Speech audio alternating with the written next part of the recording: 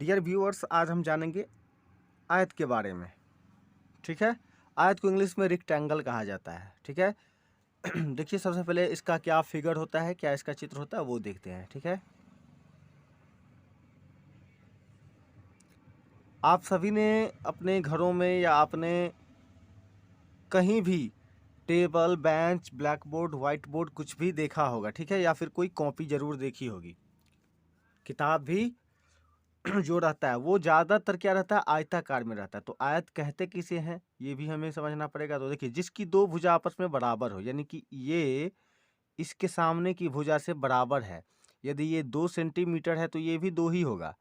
ये यदि 4 सेंटीमीटर है तो ये भी 4 ही सेंटीमीटर होगा। यानी आमने सामने की भुजा जिसकी बराबर होती है ना, उसको कहते हैं आयत, मीन्स रेक्टेंगल। ठीक है, तो देखिए इसका सबसे पहले इसका फॉर्मूला यानी सूत्र क्या होता है।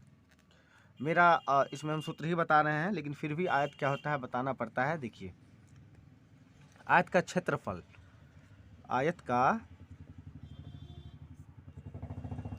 क्षेत्रफल, देखिए क्षेत्रफल निकालते हैं जब, तब ये बीच का हिस्सा निकालते हैं, ये यानी ये वाला जो हिस्सा है, ये वाला। ठीक है, इसी को निकालते हैं, यही क्षेत्रफल होता है। ठीक है, तो क्षेत्रफल जो जैसे कॉपी में, किसी कॉपी में हम लिखते हैं तो जिस जगह लिखते हैं ना, यानी पेज के बीच वाले हिस्सा में लिखते हैं, उसी को क्या कहते हैं, क्षेत्रफल। ठीक है, तो क्षेत्रफल जो होता है इसका होता है, वो होता है लंबाई गुने चौड़ाई।